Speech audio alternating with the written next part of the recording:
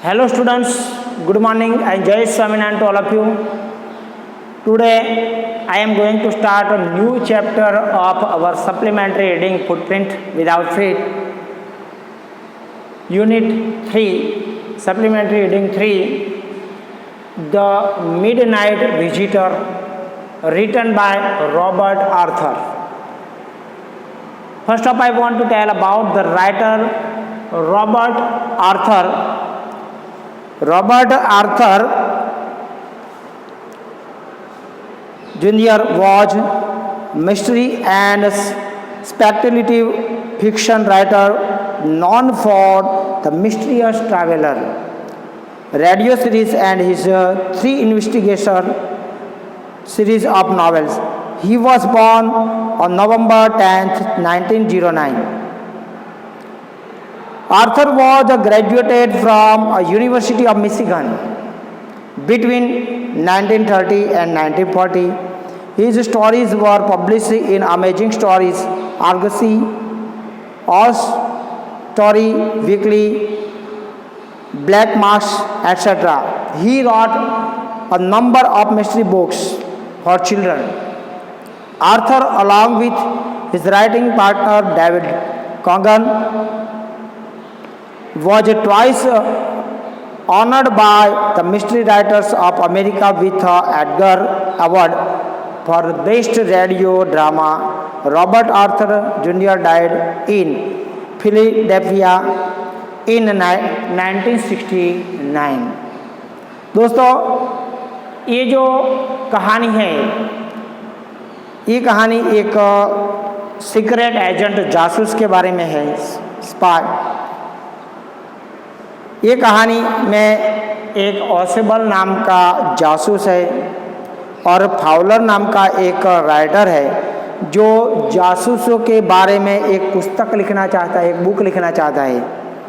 लेकिन ऑसेबल नाम का जो ये जासूस है, उसको मिलने के बाद फाउलर बिल्कुल डिसअपॉइंटेड हो जाता है, निराश हो जाता है, क्योंकि ऑसेबल एक बहुत ही बड़ा मोटा सा व्यक्ति है और उसके पास सारी क्वालिटी जो एक सीक्रेट एजेंट में होनी चाहिए वो नहीं है।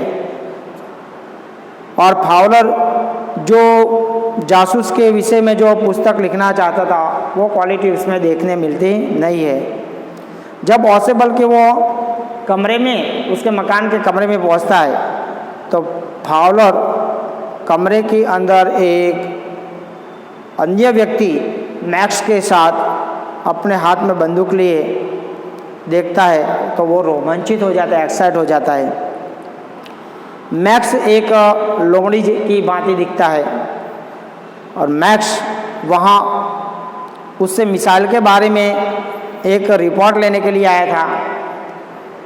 ऑसेबल मैक्स को धोखा देता है और उससे खिड़की के पास एक बालकनी की जो दुविधा थी उसके बात पर उस परेशानी होती है और इस विषय में वो बताता है।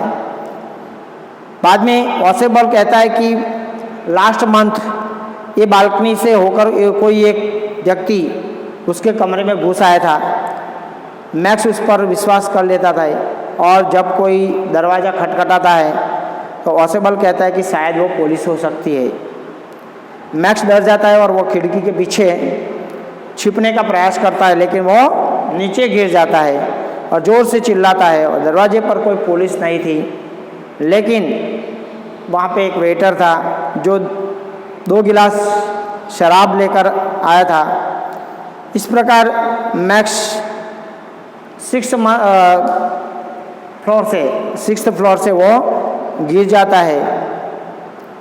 तो दोस्तों, ये कहानी एक सीक्रेट एजेंट की कहानी है। So let we see our story, Midnight Visitor, written by Robert Arthur. Ausable did not fit any description of a secret agent Fowler had ever read. Ausable ऐसी कोई भी डिस्क्रिप्शन जो सीक्रेट एजेंट को लगता था, ऐसी फाउलर ने जो पढ़ा था, Ausable did not fit, ऐसी कोई जो फाउलर ने जो पढ़ा था सीक्रेट एजेंट के बारे में, ऐसा देखने से ऑसेबल जरा सा भी गुप्तचर जैसा, सीक्रेट एजेंट जैसा लगता नहीं था। Following him down the musty corridor of the gloomy French hotel where Ausable had a room, Fowler felt let down.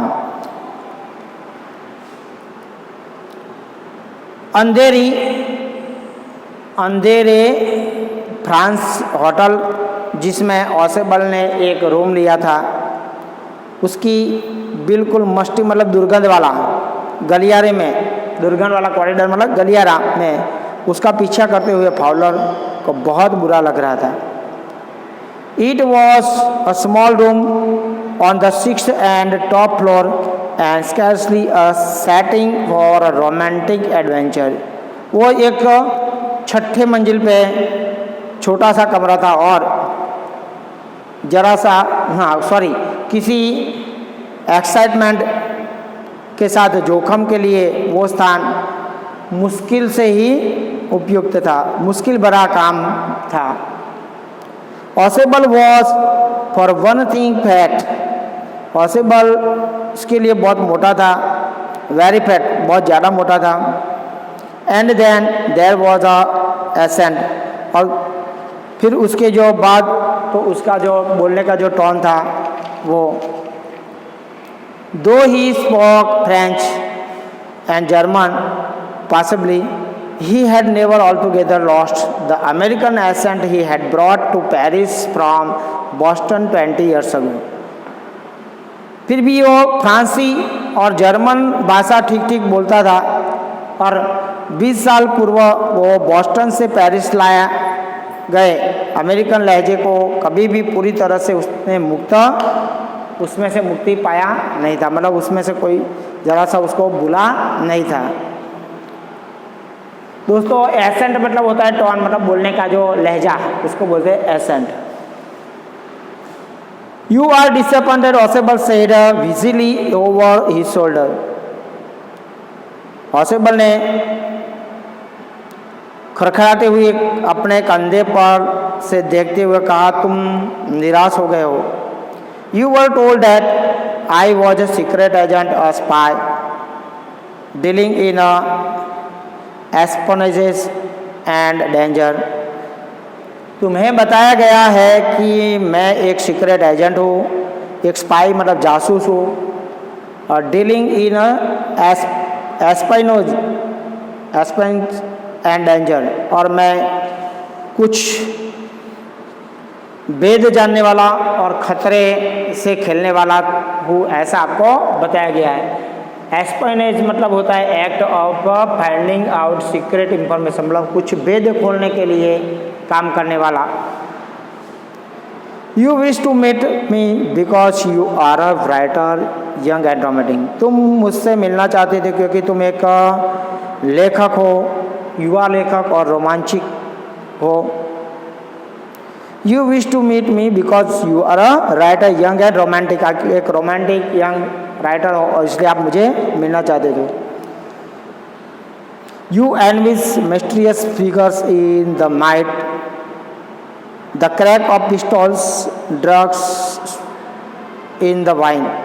तुमने रात में मिस्टीरियस मतलब रहस्यमयी आकृतियाँ, फिगर्स मतलब आकृतियाँ, पिस्तौल चलने की आवाज़, शराब में नशीली दवाएं आदि के बारे में कल्पना की होगी। आपने मुझे मेरे बारे में ऐसा बोला है कि तुमने रात में ऐसी मिस्टीरियस फिगर्स मतलब एक ऐसा आदमी जो रहस्यमय,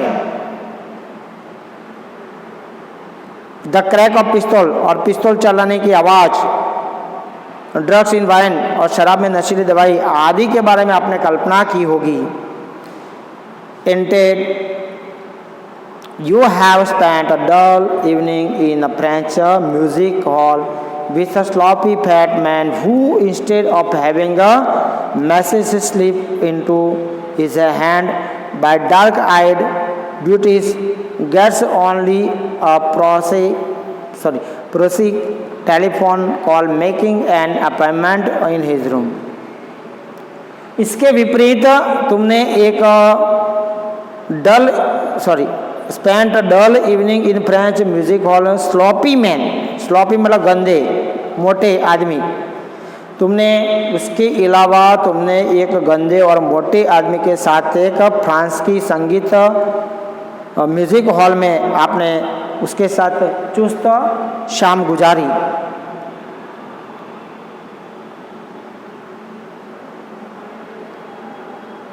slip into his hand dark eyed beauty, और काली आंखें वाली सुंदरियों के साथ चुपके से हाथ में कोई पर्ची खिसकाकर संदेश देने के उपरांत कमरे में केवल फोन की नीरस आवाज़ सुनाई देती है, जिससे उसके कमरे में मिलने का समय मिल सके। Instead you of having message slip into his hand by dark eyed beauty, मतलब काली आंखें वाली सुंदरियों के साथ। Gets only prussic telephone call, और देखो दोस्तों यहाँ पे प्रोसिक मतलब बोरिंग, नीरस, जिसमें कुछ रस न हो, ऐसी नीरस आवाज़ सुनाई देती है जिससे उसके जो रूम था वो रूम में मिलने का समय उसको मिल सके। You have been bored, the fat man chuckled to himself as he unlocked the door of his room and stood aside to let his frustrated guest enter. You have been bored मतलब तुम तो bore हो गए होगे। The fat man chuckled, मोटा आदमी ने कमरे के दरवाजे खोलते हुए, चकल मतलब मुस्कुराना, वो मुस्कुराया। As he unlocked the door, और उसने डोर को, कमरे को खोलते हुए मुस्कुराया। And stood aside to let his frustrated guest enter, और उसने जो फ्रस्ट्रेटेड मतलब डिसअपॉइंट हो गए थे, निराश अतिथि, उनको अंदर घुसने के लिए एक बाजू हटकर उसने वो खड़ा हो गया, एक बाजू हटकर वो खड़ा हो गया, उसको गेस्ट को जाने दिया। You are disillusion Ausable told him, but take a chair my young friend. You are disillusion Ausable told him, Ausable ने उसको कहा तुम्हारा जो भ्रम है वो टूट गया है। But take a chair my young friend, लेकिन खुशी मनाओ मेरे नौजवान मित्र, आप खुशी मनाओ। Presently you will see a paper, a quite important paper for which several men and women have risked their lives, come to me. अभी जल्दी ही आपको आप एक कागज़ देखोगे, और एक इम्पोर्टेंट कागज़ जिसे देखने के लिए कई लोग, कई पुरुष और कई महिलाएं अपनी जान जोखिम में डाल दिए, तो आओ मेरे पास वो देखने के लिए। Someday soon that paper may well affect the course of history, किसी दिन जल्द ही ये जो लेटर है वो हिस्ट्री के रूप में बहुत ज़्यादा प्रभावित कर सकता है। In that thought is drama, is that not, इस विचार में एक ड्रामा लगता है, क्या आपको नहीं लगता, इसमें नहीं लगता है। As he spoke Ausable closed the door behind him, जैसे ही उसने बोला ऑसेबल ने उसके पीछे का दरवाज़ा बंद कर दिया। Then he switched on the light, बाद में उसने लाइट जलाई। And as the light came on Fowler had his first authentic thrill of the day, जैसे ही लाइट जली फाउलर ने अपने दिन की पहले ही ऑथेंटिक थ्रिल, प्रामाणिक सिरहन उसने देख ली, पहला ही प्रामाणिक रोमांच उसने देखा। For half way across the room a small automatic पिस्तौल in hand stood a man, आधी मतलब हाफ कमरा पास किया, और ये इसने देखा कि एक आदमी अपने हाथ में छोटी सी पिस्तौल लिए खड़ा था, ऑटोमेटिक पिस्तौल लेके वो खड़ा था। Ausable blink a few time, Ausable ने अपनी आंखों झपकाई, पटपटाई। Max he wish you gave me quite a start. Max तुमने तो मुझे डरा दिया। You gave me quite a start मतलब तुमने मुझे डरा दिया। I thought you were in Berlin, मैंने के सोचा तुम तो बर्लिन में थे। So what are you doing here in my room, तो तुम मेरे कमरे में क्या कर रहे हो। Max was slender, a little less than tall, features that suggested slightly the crafty pointed countenance of a fox. Max slender मतलब दुबला, मध्यम लंबाई का था और उसका जो चेहरा था वो लंबा था और उसे बिल्कुल फॉक्स जैसा, लोमड़ी जैसा उसका फिगर और उसकी चालाकी, उसकी जो चालाकी थी वो क्लेवरनेस बिल्कुल लोमड़ी जैसी बन गई थी। There was about him aside from a gun nothing especially meaning, मतलब रिवॉल्वर है, पिस्तौल, गन को छोड़कर उसके हाथ में, उसके बारे में कुछ भी ऐसा जरा सा विशेष डरावना नहीं था। गन जो थी उसके पास को जो डरा सके, बाकी इसको छोड़ के कुछ डरावनी चीज़ थी नहीं। द रिपोर्ट ही मरमर मतलब बड़बड़ा करना, उसने बड़बड़ किया कि वो report, the report that is being brought to you tonight concerning some new missile, जो मिसाइल के बारे में ये रिपोर्ट थी वो आज रात तुम्हारे पास लाई जा रही है। I thought I would take it from you, और मैंने सोचा कि मैं आपसे वो ले लूँगा।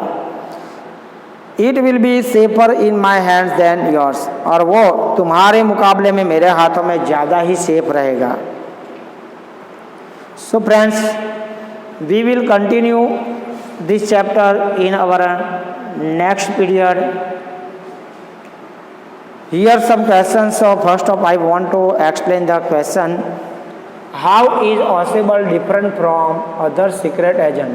दूसरे सीक्रेट एजेंट से ऑसेबल कैसे अलग था। तो Ausable is a fat gentleman, वो एक फैट जेंटलमैन था। ही does not like look like a secret agent, वो कोई हिसाब से सीक्रेट एजेंट जैसा नहीं लगता था। ही does not fit any description of a secret agent, और कोई सीक्रेट एजेंट का डिस्क्रिप्शन से वो मिलता जुलता नहीं था। He looks like a simple man, वो एक सिंपल आदमी लगता था। He lives in a small room on the 6th floor of the building, building के 6th फ्लोर पे वो रहता था। In appearance he does not have a quality of spy, और इसका देखने से कोई स्पाई मतलब जासूस जैसा लक्षण थे नहीं। Who is a Fowler and what is his first authentic thrill of the day, Fowler कौन था और उसकी पहली रोमांचिक थ्रिल, दिन की उसकी पहली ऑथेंटिक थ्रिल क्या थी। तो Fowler is a young writer, वो राइटर था। ही वॉन्ट्स, फाउलर क्या है, राइटर है। Fowler is a young writer. He wants to write a book on detective, वो डिटेक्टिव के बारे में बुक लिखना चाहते हैं। He comes to meet Ausable who is a secret agent, वो ऑसेबल नाम का सीक्रेट एजेंट है, उसको मिलने आता है। Fowler wants to share his experience, Fowler उसका एक्सपीरियंस शेयर करना चाहता है। But he gets appointed because Ausable does not have any quality of an agent, लेकिन वो निराश हो जाता है क्योंकि ऑसेबल में कोई ऐसी एजेंट, सीक्रेट एजेंट जैसी क्वालिटी देखने नहीं मिलती। His first authentic thrill of the day is when he sees a man standing before them holding Fowler's small automatic pistol in his hand. उसकी दिन की जो पहली ऑथेंटिक थी, मतलब यथार्थपूर्ण उसका जो रोमांच है, वो पहला दिन का कब होता है, जब वो एक आदमी को, फाउलर के मकान में एक आदमी को हाथ में पिस्तौल लिए, ऑटोमेटिक पिस्तौल लिए देखता है, तब उसका जो ऑथेंटिक थ्रिल हो दिन का पहला आता है। उसका फर्स्ट ऑथेंटिक फील तब होता है जब वो एक आदमी को पिस्तौल लिए उसके घर में देखता है। So friends, we will continue our chapter in our next period. जय Swaminarayan to all of you.